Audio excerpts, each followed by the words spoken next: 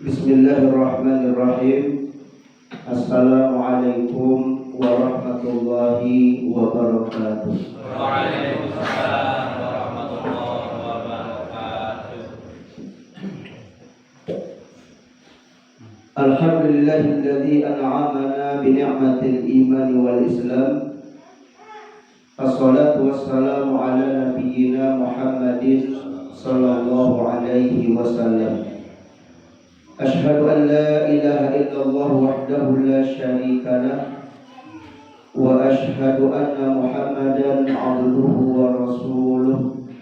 Allahumma salli wa sallim wa barik ala Muhammad wa ala ali Muhammad. Faqala Allah ta'ala fi kitabihil karim, a'udzu billahi minasy syaithanir rajim. Bismillahirrahmanirrahim. Faqala Nabi sallallahu alaihi wasallam fi haditsih, kullu imrin dhi balin la yubda'u fihi bi bismillahirrahmanirrahim fahuwa abtar.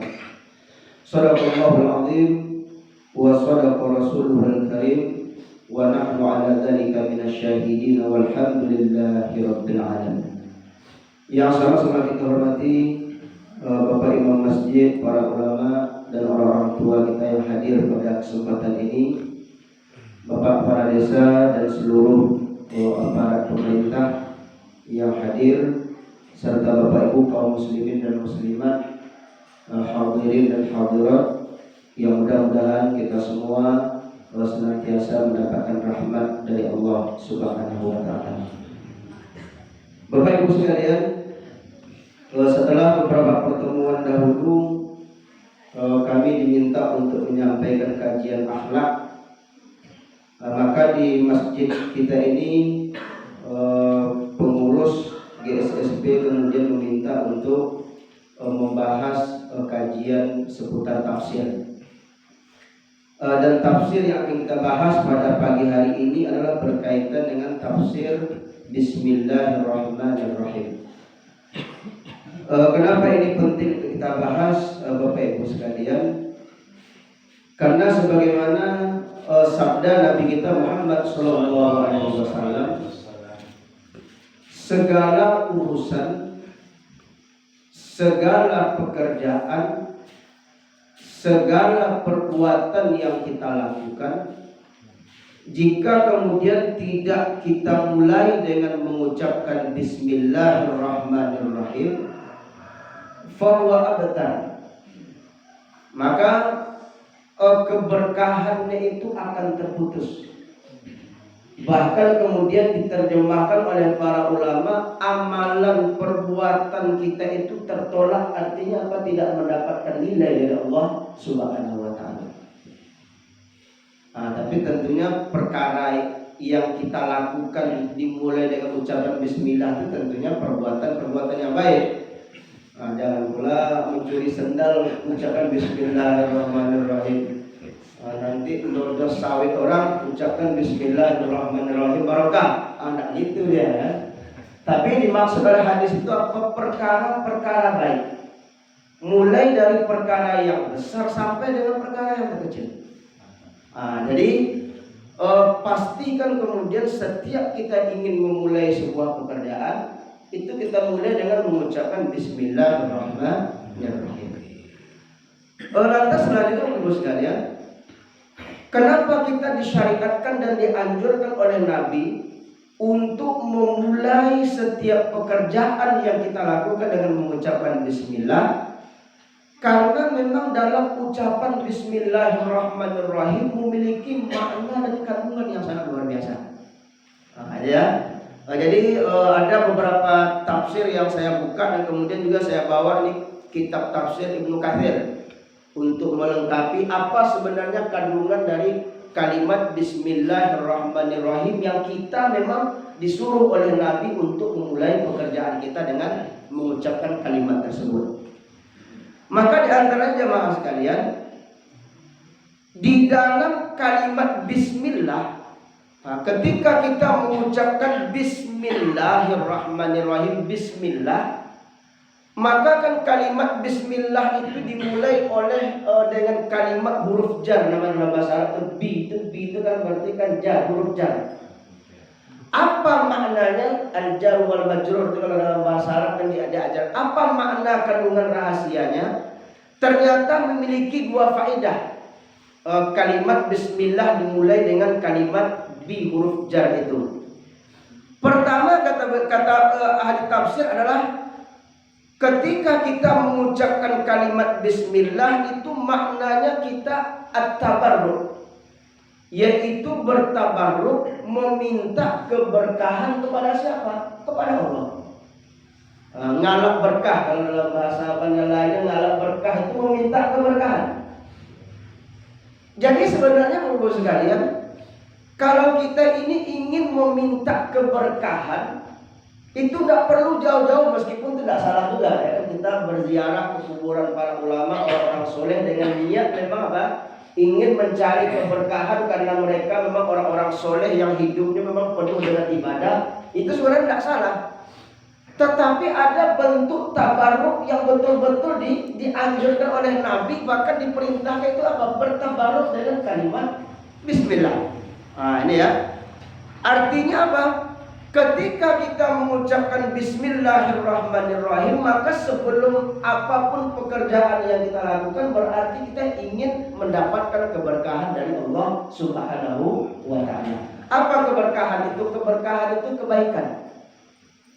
Nah, sebab Bapak Ibu sekalian, kalau pekerjaan kita tidak kita mulai dengan mengharapkan keberkahan dari Allah Subhanahu wa ta'ala, maka belum tentu pekerjaan, amalan, kegiatan yang kita lakukan itu akan mendatangkan kebaikan. Kayak ibu mau menyekolahkan anaknya, membiayai anaknya sekolah, tetapi kemudian tidak mengucapkan kalimat Bismillah, artinya tidak mengharapkan keberkahan dari Allah ketika menyekolahkan anaknya, maka bisa jadi nanti apa? Begitu anaknya lulus, begitu anaknya berhasil, jangankan berbakti kepada kita, malah kemudian tambah menyusahkan kita. Nah, itu kan na'udzubillah min dzalik. Jadi intinya Bapak sekalian, kenapa kita mengucapkan kalimat Bismillah? Pertama, karena memang kita bertabarruk kepada Allah Subhanahu wa ta'ala, meminta keberkahan kepada Allah atas segala aktivitas, perbuatan, kerja, dan hal-hal lainnya yang kita lakukan ketika kemudian dalam keseharian kita. Itu yang pertama. Kemudian yang kedua, ketika kita mengucapkan kalimat Bismillah, ini kan dibatasi, ada amil di belakangnya. Maknanya kan Bismillahirrahmanirrahim itu sebenarnya ada kalimat yang belum sempurna dalam bahasa Arabnya, ya kan? Ada yang terhilang mahdzuf. Artinya apa? Sebenarnya ketika kita mengucapkan kalimat Bismillahirrahmanirrahim, umpamanya kita makan, kita minum, kita ucapkan Bismillahirrahmanirrahim, berarti Bismillahirrahmanirrahim akul, Bismillahirrahmanirrahim ashrab, Bismillahirrahmanirrahim a'malu hadal amal. Nah itu sebenarnya begitu. Jadi ketika kita mengucapkan kalimat Bismillah, umpamanya ketika kita minum Bismillahirrahmanirrahim, itu sebenarnya apa? Dengan mengucapkan Bismillah saya minum, dengan mengucapkan Bismillah saya makan, dengan mengucapkan Bismillah saya menandatangani proposal ini, menandatangani persetujuan kontrak ini. Dengan mengucapkan Bismillah saya panen, dengan mengucapkan Bismillah saya begini. Itu maknanya apa? Berarti ketika kita mengucapkan kalimat Bismillah, maka secara tidak langsung tidak ada lagi motivasi lain ketika kita melakukan pekerjaan tersebut. Jadi memang murni itu sudah kita sudah dengan mengucapkan Bismillah itu berarti memang kita pasrahkan secara totalitas hanya kepada Allah. Itu maknanya ya. Jadi tanpa kita lapatkan dengan panjang lebar, begitu kita mengucapkan Bismillah, maka berarti apa? pekerjaan yang kita lakukan itu secara mutlak memang sudah kita serahkan kepada Allah, dan penguasaannya itu berada penuh dalam kekuasaan Allah Subhanahu wa Ta'ala. Nah, sebab kalau tidak begitu nanti kita khawatir tercampur nanti dengan apa? Dengan yang lain. Tanpa kita mengucap bismillah, jangan-jangan nanti kita umpamanya panen itu kita seolah-olah masih mengandalkan tenaga kita. Atau kita melakukan pekerjaan-pekerjaan sesuatu, ketika tidak kita mulai dengan mengucap bismillah, maka berarti seolah-olah masih ada campur tangan lain ketika kita melakukan pekerjaan tersebut. Na'udzubillah, kalau kita melakukan pekerjaan, yang ikut serta dengan kita adalah setan, yang ikut serta dengan kita adalah jin. Maka nanti jangan harap kemudian pekerjaan kita itu akan mendatangkan kebaikan, bahkan mungkin ada hal-hal tertentu yang tidak kita inginkan. Jadi oleh karena itulah Bapak Ibu kaum muslimin dan muslimat berbahagia, kenapa kita mengucapkan bismillahirrahmanirrahim dalam setiap pekerjaan baik kita? Pertama, karena memang kita bertabarruk meminta keberkahan kepada Allah, zat yang memiliki keberkahan itu. Dan yang kedua apa? Berarti secara tidak langsung kita ini sudah membatasi bahwa pekerjaan yang kita lakukan itu memang kita betul-betul menyerahkan kepada Allah, maknanya meminta pertolongan hanya kepada Allah Subhanahu wa Ta'ala, dan tidak ada lagi kekuatan kita dalam pekerjaan tersebut. Nah, sebab kan kalau kita mengandalkan kekuatan kita kan terbatas. Kita mengandalkan pikiran kita juga terbatas. Kita mengandalkan kemampuan kita dalam melakukan sesuatu itu juga terbatas. Begitu umpamanya Allah berkehendak lain, kita sudah tidak lagi bisa melakukan apa-apa. Itulah makanya pentingnya ketika kita melakukan sesuatu pekerjaan, kemudian kita mulai dengan mengucapkan bismillahirrahmanirrahim. Jadi ini poin yang pertama ya. Kemudian yang kedua Bapak sekalian, di samping kita memulai pekerjaan kita itu dengan mengucapkan asma Allah untuk keberkahan dan kemudian untuk mendapatkan kebaikan, maka ternyata juga kita menyifati Allah, mengakui keagungan Allah itu dengan sifatnya Ar-Rahman Ar-Rahim. Ada kalimat Ar-Rahman Ar-Rahim, kalau dalam bahasa kita kan diterjemahkan dengan menyebut nama Allah yang Maha Pengasih dan Maha Penyayang. Cuman kalau mau kita pertanyakan lagi, apa bedanya pengasih dengan penyayang? Apa bedanya, Bu? Bapak ini pengasih sekali, ini Bapak ini penyayang sekali. Ini apa bedanya pengasih dengan penyayang? Satunya dikasih, yang mau berbakti, mau itu dikasih. Ya. Namun satu yang disayang kok yang berbakti. Yang dikasih semuanya dikasih, tapi yang belum tentu disayang kan? Nah, ini ya. Artinya apa ternyata? Kalau kita buka dalam beberapa kitab tafsir, para ulama membedakan antara kalimat Rahman dengan Rahim. Dan kemudian dibedakan antara Rahman Rahimnya manusia dengan Rahman dan Rahimnya Allah. Akar katanya sama rahmat ya. Tapi ternyata rahmatnya manusia dengan kita meminta rahmat Allah itu nanti konotasinya berbeda. Apa bedanya? Bedanya ini sebagaimana nanti kita baca juga dalam tafsir Ibnu Katsir itu. Tetapi saya ingin menambahkan pemahaman. Apa kata Rahman Rahim itu? Kata Rahman Rahim itu kan akar katanya sama, yaitu rahmat. Tetapi ketika rahmat itu kita sematkan kepada manusia, maka ternyata nanti berbeda fungsinya, berbeda maknanya ketika kita sematkan dia dengan Allah Subhanahu wa Ta'ala. Ketika kita sematkan kepada manusia, itu maknanya riqqatul qalbi wa atfihi. Ketika manusia memiliki rahmat, memiliki Rahman, memiliki Rahim, Abdurrahman, Abdurrahim, itu maknanya apa? Manusia itu, seseorang itu memiliki kelembutan hati. Berarti hatinya lembut. Jadi kalau ada namanya Rahman tapi hatinya keras, itu bertolak belakang itu kan. Mohon maaf ya. Karena apa?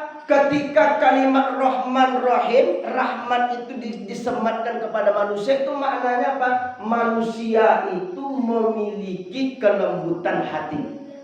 Artinya memang domirnya itu lembut, perasaannya itu peka, ya, memiliki kepekaan terhadap sesuatu, sehingga ketika dia melihat ada orang lain susah, dia merasa terenyuh. Dia merasa terpanggil untuk memberikan pertolongan. Itu namanya orangnya memiliki rahmat rahim itu. Nah, itu kepada apa? Ketika manusia itu hanya itu saja. Artinya apa? Dia memiliki kelembutan hati sehingga dia punya belas kasihan kepada orang lain, ya. Nah, karena kan ada juga artinya kayak begitulah, ya. Karena ada juga orang itu ketika melihat orang lain susah tuh ya santai aja, tenang aja, rasain itu. Kenapa kamu malah begitu, ya kan? Nah, tapi kalau orang memiliki rahmat, enggak. Ada orang lain yang kesusahan, dia langsung terpanggil untuk memberikan sebuah bantuan karena apa? Hatinya begitu lembut. Hatinya begitu lembut. Maka kan wanita itu dia identik dengan apa? Dengan kalimat rahmah ini. Jadi seorang wanita itu nggak bisa dipisahkan dari kalimat rahmah. Makanya kan dalam ayat dikatakan wa min ayati an khalaqalakum min anfusikum azwaja litaskunu ilaiha wa ja'ala bainakum mawaddatan wa rahmah. Itu kan fungsi wanita kan ada 3 itu. Kenapa wanita itu dijadikan Allah sebagai pendamping laki-laki? Karena memang apa? Agar seorang laki-laki ketika berada di sisi wanita itu dia merasa apa? Mawaddah, kemudian rahmah, merasa damai, merasa tenang, merasa nyaman. Karena apa? Karena dia punya kelembutan hati. Jangan sampai nanti ibu lebih galak dengan bapaknya, ya kan? Nanti anaknya malah kabur gitu, ya kan? Nggak bisa. Karena memang yang melembutkan hati, yang memang membelai dengan penuh kasih sayang, kelembutan itu memang ibu. Kalau bapak itu dia memang harus memimpin dengan ketegasan, bukan dengan kekerasan, tapi dengan ketegasan, ya. Jadi sekali lagi kita kembali ke apa?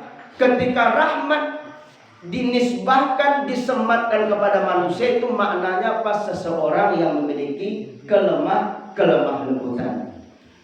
Tetapi Bapak Ibu sekalian, ketika kata rahmah itu dinisbahkan kepada Allah Subhanahu wa Ta'ala, maka nanti artinya sangat luas, sangat banyak dan tidak bertepi. Bahkan nanti dalam Al-Quran banyak sekali ungkapan kata rahmah. Itu apa diantaranya? Ar-Rahman itu berarti memiliki sifat kasih sayang. Kemudian rahmat itu juga memiliki yang dinamakan dengan pertolongan dan kemenangan, balasan, keleluasaan, ampunan, pemeliharaan, hujan, iman, Islam, kenikmatan, kenabian. Al-Quran itu namanya rahmat. Jadi memang ketika disematkan dengan Allah, itu maknanya sangat luas. Ketika kita berdoa, mudah-mudahan kita selalu mendapatkan rahmat Allah, maka berarti yang kita minta itu bukan hanya kasih sayang Allah, tapi ampunannya, rezekinya, keleluasannya, apalagi iman, Islam, hidayah Al-Quran, apalagi di situ pertolongan dan kemenangan banyak. Itu jadi nikmat luar biasanya kalimat Al-Quran itu. Kita hanya mengucapkan satu kalimat, ya Allah berikanlah kami rahmatmu ya Allah. Berarti apa? Kita minta yang banyak dari itu. Nikmat iman, Islam, hidayah Al-Quran, ampunan, rezeki, apalagi pertolongan, kemenangan, banyak sekali. Ketika apa? Ketika kalimat itu disematkan kepada siapa? Dinisbahkan dia kepada Allah Subhanahu wa Ta'ala. Jadi itulah bedanya rahmat manusia dengan rahmat Allah. Kalau rahmat Allah itu hanya satu saja, terkait dengan apa? Kelembutan hatinya. Tetapi ketika disematkan kepada Allah Subhanahu wa Ta'ala, maka maknanya menjadi luas, bahkan kemudian tidak bertepi. Karena apa? Disitulah kemudian keluasan dan kekuasaan Allah Subhanahu wa Ta'ala. Nah, itu poin yang kedua, ya. Kemudian yang ketiga, nanti sampai jam berapa ya? Nanti yang ketiga ini kita bedakan apa makna Rahman, Rahim ketika kemudian kita nisbahkan kepada Allah. Nah, sebelumnya minum dulu. Bismillahirrahmanirrahim.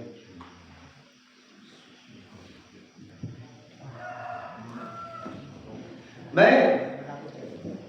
Poin yang selanjutnya adalah apa beda Rahman dengan Rahim ketika kita mengucapkan Bismillahirrahmanirrahim, dengan mengucapkan nama Allah yang Maha Pengasih dan Maha Penyayang. Apa maknanya itu, Bapak sekalian? Maknanya sebagaimana kemudian yang ditafsir oleh Ibnu Katsir dalam tafsirnya ini, Ar-Rahman Ar-Rahim itulah ismani mustaqani minar rahmah.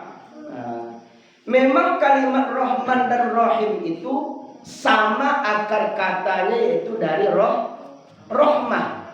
Dari rahmah. Tetapi kemudian dibedakan apa makna Rahman. Rahman itu adalah merupakan nikmat, keagungan dan yang segala macamnya tadi itu, yang kemudian diberikan oleh Allah Subhanahu wa Ta'ala kepada seluruh makhluknya yang ada di muka bumi ini. Ya. Jadi kalau kita mengatakan Rahmannya Allah, apa Rahmannya Allah? Rahmannya Allah itu adalah karunia Allah. Apakah rezeki, apakah pertolongan, apakah kemenangan, apakah keberuntungan, apakah yang segala macamnya yang bentuknya menyenangkan itu, yang Allah berikan di mana? Di dunia ini. Kepada siapa? Kepada seluruh makhluknya.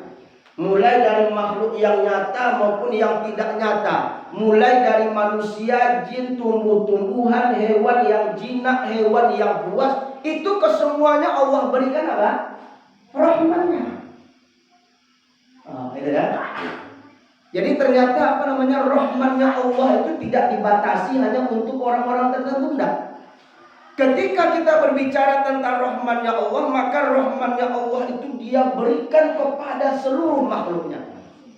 Tidak pandang bulu apakah dia itu orang yang kuat sujudnya, nggak pernah sujud, pernah mengucapkan syahadat atau tidak, mau kafir, mau ingkar, mau dolim, mau berbuat adil, apapun jenis manusianya, bagaimanapun bentuk perangainya, yang namanya Rahman Allah ini Allah berikan kepada mereka tanpa pandang bulu.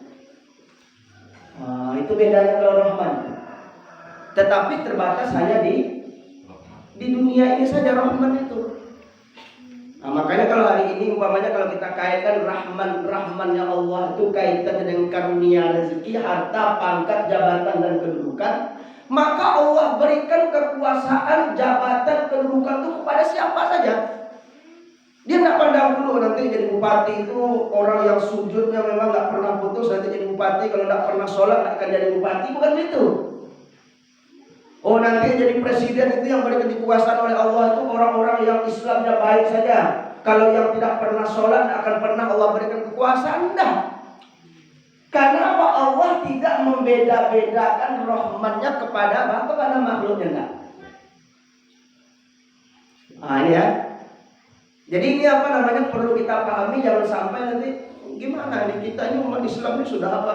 Sudah begini, kita sudah sujud, kita sudah ruku, kita sudah sholat, kita sudah begini, tapi kok rezekinya masih seret juga, kok mau membuat usaha ini gagal, di mana sebenarnya rahmat Allah itu? Nanti begitu pula kan? Jadi tidak ada kaitannya nih, Ibu. Makanya terlepas nanti apakah kita sepakat atau tidak, tapi kan ada juga ulama bahwa apa? Karena rahmannya Allah ini tidak terbatas kepada orang-orang tertentu, tidak dibatasi oleh ketakwaan tertentu. Makanya ada para ulama yang kemudian menganjurkan kalau kita itu beribadah, tidak perlu kita ini mengharapkan ibadah kita mendapatkan rahmat Allah yang bersifat dunia itu, karena itu rugi. Kan ada kan ustaz-ustaz, tapi kan tidak salah juga karena dia punya dalil kan. Tapi kita perlu juga memahami ada juga yang berpandangan lain. Ada kan ustaz-ustaz itu coba kamu banyakkan sedekah, nanti dengan kamu sedekah maka nanti akan diganti oleh Allah dengan berlipat ganda. Infak 1.000 nanti insya Allah akan Allah ganti 10.000 berkali-kali lipat. Coba kamu sholat duha nanti rezekimu akan luas segala macam. Itu kan banyak yang begitu ya kan. Tidak salah, saya tidak mengatakan salah karena memang ada dalilnya begitu kan. Tapi kalau kita kembalikan kepada rahman Allah ini, maka di sisi yang lain ada ulama yang mengatakan bahwa apa? Karunia Allah itu tidak ada kaitannya dengan apa? Dengan kepribadian amal soleh itu tidak ada. Ya terlepas nanti Bapak Ibu percaya atau tidak itu kan persoalan lain karena ini kan perbedaan ulama. Tapi saya perlu sampaikan agar kita punya apa? Punya pandangan lain. Jangan sampai nanti kita hanya punya pandangan yang pertama. Apa buktinya banyak Bapak Ibu sekalian? Sahabat itu berapa jumlah sahabat? Yang kaya itu berapa jumlahnya? Maka dalam sejarah sahabat yang kaya itu tidak lebih banyak dibandingkan dengan sahabat yang miskin. Bahkan dalam sebuah peperangan ada sahabat itu ketika Nabi mengatakan barang siapa yang ikut andil dalam memberikan bantuan infak dalam peperangan ini maka baginya surga. Ada sahabat yang dia menangis jangankan memberikan unta, memberikan pedang, memberikan emas, dinar dan sebagainya. Segenggam kurma pun tidak dia berikan kepada, tidak mampu dia memberikan kepada Rasulullah SAW. Itu sudah saking miskinnya. Tapi pertanyaan kita, apakah sahabat itu dia ibadahnya nggak kuat? Apakah zikirnya nggak hebat? Apakah tilawah Al-Qur'annya nggak hebat? Ya nggak mungkin, karena sahabat itu orang yang paling kuat ibadahnya dibandingkan dengan yang lainnya. Jadi ternyata rahmannya Allah itu kalau kita ukur dengan tafsir ini memang nggak ada dibatasi Allah. Mau ingkar dia, mau kafir dia, mau mukmin, mau muslim, mau apapun yang namanya rahman Allah ini akan diberikan Allah kepada seluruhnya. Termasuk kemudian dibagikan kepada binatang, dibagikan kepada yang buas, yang ternak dan sebagainya itu kemudian dibagi oleh Allah. Termasuk kemudian perhatian kasih sayang seseorang itu juga begitu. Makanya rahman Allah yang diberikan kepada manusia itu tidak terbatas. Orang kafir itu punya belas kasihan enggak? Punya. Orang mukmin punya belas kasihan enggak? Punya. Jangankan manusia, binatang punya belas kasihan enggak? Punya. Harimau segarang-garangnya harimau pasti sayang dengan anaknya. Begitu juga serigala segarang-garangnya serigala masih punya kasih sayang dengan anaknya. Tapi itu hanya bentuk rahmannya saja. Itu ya. Jadi rahman itu kesimpulannya diberikan Allah kepada seluruh manusia. Sementara Bapak Ibu sekalian, ada rahimnya Allah. Apa yang dimaksud dengan rahimnya Allah? Maka rahimnya Allah itu hanya Allah Subhanahu wa ta'ala berikan khusus kepada orang-orang mukmin dan itu nanti di akhirat. Itu bedanya kalau kita ingin membedakan antara Rahman dengan Rahim. Bedanya kalau Rahman itu Allah berikan kepada seluruh makhluknya di bumi ini. Di dunia ini siapapun dia, apapun jenisnya, mau manusia, mau tidak manusia, mau jin, mau apa, diberikan semuanya. Tetapi kalau yang namanya Rahim itu khusus Allah berikan hanya kepada orang-orang mukmin. Itu di mana? Di akhirat. Jadi kalau di dunia ini kita mendapatkan, tapi bukan karena apa rahimnya Allah. Meskipun kita rukuk, sujud, sholat kita bagus, tapi bukan karena rahimnya Allah dia berikan kita karunia, tapi karena rahmannya masih masuk kita golongan yang pertama ini. Itu ya. Tetapi kalau rahimnya apa dalilnya? Sebagaimana ini ditulis oleh Ibnu Katsir, ayatnya wa kana bil mu'minina rahima. Itu ayatnya. Wa kana bil mu'minina rahima. Artinya apa? Sementara rahimnya Allah itu hanya Allah berikan kepada orang-orang yang beriman saja. Di mana? Di akhirat.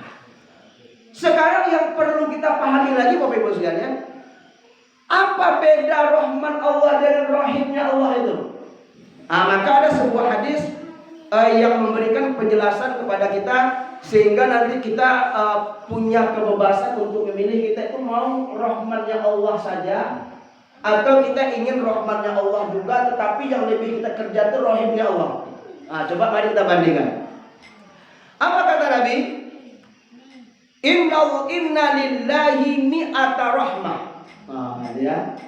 Nabi SAW bersabda, sesungguhnya Allah itu memiliki 100 rahmat. Itu. Anzala minha rahmatan wahidah bainal jinni wal insi wal bahaim wal hawam. Dan kemudian satu rahmat itu kemudian Allah turunkan, Allah berikan kepada siapa? Baik jin, baik manusia, baik binatang yang jinak, yang buas, dan seluruh makhluknya yang lain. Mau manusia yang beriman, mau yang kafir, mau yang taat, mau yang tidak, mau yang bagus, mau yang jelek, mau yang segala macamnya itu. Laki-laki, perempuan, yang namanya rahmat Allah itu hanya diturunkan berapa? 1 dari 100. Di mana diturunkannya? Di dunia. Itu ya. Sementara kata Nabi, fiha yata'atafuna wa biha yatarahamuna wa biha ta'ataful wahsy ala waladiha. Dengan rahmat yang satu itulah kemudian Allah memberikan karunia kepada manusia. Dan dengan satu rahmat itulah kemudian manusia itu saling memberikan kasih sayang di antara mereka. Jadi contohnya di sini ada mereka saling merahmati, mereka saling menyayangi, mereka saling tolong menolong, mereka saling merasa sedih ketika ada orang musibah. Itu hanya satu rahmat Allah itu yang dibagi-bagikan. Dengan rahmat itu pula lah kemudian binatang buas menyayangi anaknya. Maka sangat wajar, meskipun ibu itu yang paling sayang dengan anaknya, tapi ada nggak ibu yang tega membunuh anaknya? Ada, ya kan? Ada, Bapak Ibu sekalian. Karena apa namanya, rahmat Allah yang 1% itu mau dibagi-bagi ke seluruh makhluknya, ya tinggal dapat berapa lah kita kan? Kalau dibagi-bagi dari kita sekarang dapat berapa lah? Dengan itulah kemudian kita menyayangi orang lain, bapak menyayangi anaknya, anak menyayangi ibunya, menyayangi bapaknya dengan satu rahmat itu, maka tipis sekali Bu sekalian. Jadi kalau bapak ibu mengharapkan nanti anaknya begitu nanti sudah sukses dia pekerjaannya, kemudian dia sudah berpenghasilan, sementara kita sudah tua, ingin nanti mereka mengasihi kita, menyayangi kita, ya masih tanda tanya kita. Jangan terlalu berharap. Sebab apa? Mereka itu hanya dibagi Allah rahmatnya dengan mereka, entah seberapa lah dapat mereka rahmat Allah itu kan. Sehingga kemudian jangan-jangan mungkin sebulan 2 bulan ya kita masih di apa namanya, ya diurusnya, nanti mungkin bulan ketiga bulan keempat bisa jadi ya udah kan. Itu karena apa? Karena orang sedikit. Ya. Sementara Bapak Ibu sekalian, wa akharallahu 99 rahmatan yarhamu biha ibadahu yaumal qiyamah. Sementara ada 99 rahmat Allah yang masih disimpan, yang belum diberikan oleh Allah Subhanahu wa taala. Kapan Allah berikan? Nanti akan Allah berikan kepada hamba-hambanya. Siapa? Hamba-hambanya yang beriman ketika nanti di hari kiamat. Jadi kalau begitu Bu, mau rahmat Allah yang 1 atau yang 99 itu Bu? Semuanya. Ya kalau bisa mau semuanya gitu. Tapi kan kadang-kadang kan kita ini kan tidak apa, belum tentu kemudian keinginan kita dikabulkan ya. Makanya pernah saya sampaikan bahwa kan nikmat Allah itu setidaknya ada 4. Ada nikmat harta, ada nikmat umur, ada nikmat sehat, ada nikmat umur, ada nikmat iman Islam tadi ini. Ada 4 itu. Tapi kadang-kadang memang dalam kehidupan ini kadang-kadang kita ini terlena itu sehingga salah dalam memilih ya. Di antara nikmat harta dengan sehat itu mana lebih penting Bu? Mana lebih berharga? Sehat. Sehat karena apa? Banyak orang yang mengorbankan hartanya biar dia sehat. Karena memang nikmat sehat jauh lebih berharga dibandingkan dengan nikmat harta. Tapi ketika dibandingkan dengan nikmat umur, mana yang lebih penting? Mana yang lebih berharga? Apa? Mana yang berharga, nikmat umur dibandingkan dengan nikmat sehat atau harta? Sehat. Ibarat apa-apa lah ibu sehat, tak pernah sakit, tapi umur ibu pendek cuma 20 tahun, 25 tahun. Mana ibu pilih? Mending umurnya panjang. Tapi ya sehatnya tidak seperti orang-orang, kadang sehat, kadang sakit. Atau ibu lebih baik sehat, tak pernah sakit, tapi tiba-tiba udah meninggal, ya kan umurnya pendek. Mana lebih dipilih? Masih sehat ya. Lebih baik umur panjang. Makanya kan imam tidak ada tuh pernah doanya Allahumma qassir umuruna, ya Allah pendek kalau umur kami ya Allah, kan tidak ada itu. Kalau sempat imam doa gitu, itu pasti di demo dari jamaah gitu kan. Pasti doanya Allahumma tawil umuruna, ya Allah panjangkanlah umur kami. Dan memang Nabi mengatakan itu, artinya apa? Ketika umur kita panjang maka semakin punya kesempatan untuk beramal, kembali kepada Allah, bertobat untuk memperbanyak bekal untuk di akhirat. Maka fungsinya di situ. Nah ini ya. Tetapi ada nikmat yang lebih penting, lebih besar dibandingkan yang ketiga, itu adalah nikmat iman dan Islam. Kenapa lebih pentingnya ini? Di samping memang rahmat Allah yang 1% itu, kita mau sholat mau tidak akan tetap Allah berikan itu. Bahkan mungkin apa? Yang tidak pernah rukuk sujud kan lebih banyak lagi yang umpamanya sawit yang paling lebar punyanya di rolnya mana? Orang yang rukuk sujud bersyahadat atau enggak itu? Ya kan saya itu yang enggak itu ya kan.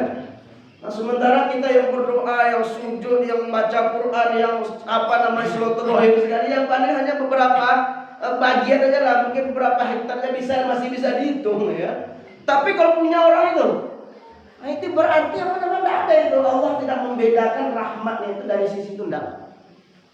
Nah, tapi sekali lagi saya bukan berarti mau menyalahkan mereka yang mengatakan silakan berinfak nanti biar rezekinya lancar, silakan baca ini biar rezeki, bukan saya menyalahkan itu enggak ya. Itu silakan, itu kan pemahaman orang lain. Silakan kamu rajin sholat ini untuk mendapatkan karunia Allah, silakanlah. Tapi dalam penafsiran ini mungkin ada sesuatu yang berbeda. Dan memang betul Pak. Karena Allah mengatakan nahnu qassamna ma'isyatahum fil hayatid dunya wa rafa'na ba'dahum fawqa ba'din. Allah lah yang membagi-bagikan jatah karunia itu kepada siapa? Kepada manusia, kepada makhluknya. Dan kemudian ada yang Allah angkat satu dengan yang lainnya. Berarti apa namanya? Ada beda-beda. Sama diangkatnya jadi pegawai negeri, golongannya sama, tempat kerjanya sama, ya kan? Tapi beda nggak nanti kehidupannya? Beda. Itu buktinya, padahal harusnya kan enggak. Sama tahunnya, sama pekerjaannya, sama tempatnya, tapi ternyata nanti begitu ditengok kehidupan sehari-harinya, ada yang lebih banyak Allah dapat berikan dia karunia. Nah, ternyata memang tidak tidak dibatasi ini. Tapi terlepas kita mau memahami yang pertama juga tidak salah ya, karena memang banyak juga dalil-dalil yang dipakai oleh para ulama. Silakan kuatkan ibadahnya, duhanya dirajinkan agar rezekinya lancar, baca surat ini agar rezekinya lancar, baca ini, itu tidak ada masalah juga ya. Tapi kalau kaitan dengan ini, itu maksud kita apa? Ternyata apa? Kalau ibadah yang kita lakukan itu hanya mengharapkan rahmat Allah semata-mata, rahmatnya di dunia ini, itu yang kemudian kita rugi. Karena hanya 1%. Umpamanya ada ini aqua 1 gelas. Kalau kita bagi-bagikan kepada seluruh kita jamaah ini, umpamanya ada 100 orang, itu kemungkinan ada yang tidak dapat ini. Atau kalaupun dapat paling hanya apa? Sedikit. Karena memang ini barangnya sedikit, 1. Sementara diperebutkan oleh seluruh ini kan. Tapi coba kalau seandainya aqua itu jumlahnya 100, sementara mungkin yang mukmin itu nanti hanya 20 atau hanya 10, kira-kira lebih banyak nggak dia mendapatkan jatah itu? Lebih banyak. Karena apa? Nanti di akhirat itu rahmat Allahnya banyak, tapi orang yang mendapatkan sedikit karena hanya orang mukmin saja. Sementara sekarang rahmatnya sedikit, kemudian diberikan kepada orang yang banyak, bahkan seluruh makhluknya. Maka sangat wajar sekali bahwa kenikmatan dunia itu diistilahkan oleh Allah tidak lebih berharga dibandingkan dengan sehelai sayap kepaknya nyamuk. Maka dalam ayat ada, kalau seandainya dunia ini lebih tinggi harganya dibandingkan dengan sayap seekor nyamuk, maka niscaya orang-orang kafir, orang-orang ingkar itu tidak akan pernah Allah berikan sedikit pun dari nikmat itu. Tidak akan pernah Allah berikan, apa? Hanya remehnya seperti sehelai sayap nyamuk. Tetapi karena tidak lebih nilai dunia itu dibandingkan dengan sehelai nyamuk, itulah sehelai sayap nyamuk itulah, maka kemudian Allah berikan kepada siapa saja. Udah, kamu mau sholat mau enggak saya berikan, silakan. Kamu mau ingkar mau enggak saya berikan. Kamu mau maksiat atau enggak saya berikan, silakan, tidak ada masalah. Karena apa? Sedikit teman. Tapi besok kalau di akhirat jangan harap. Karena apa? Itu hanya khusus Allah berikan kepada orang-orang yang beriman. Maka mudah-mudahan Bapak Ibu sekalian, dengan penafsiran Bismillahirrahmanirrahim ini mampu memberikan motivasi kepada kita agar setiap kita memulai pekerjaan apapun, mulai dari yang ringan mungkin seperti ibu memasak nasi, kemudian mengiris bawang sebagainya, maka mulai dari mengucapkan Bismillahirrahmanirrahim. Karena apa? Di dalam kalimat Bismillahirrahmanirrahim itu ada harapan yang besar yang ingin kita dapatkan. Apa? Kita mengharapkan rahmat Allah Subhanahu wa taala tidak hanya di dunia, tetapi rahmat Allah ketika nanti kita di akhirat. Demikian yang dapat kami sampaikan, semoga bermanfaat. Lebih kurang mohon maaf. Kita akhiri dengan Sedikit Pak. Ya.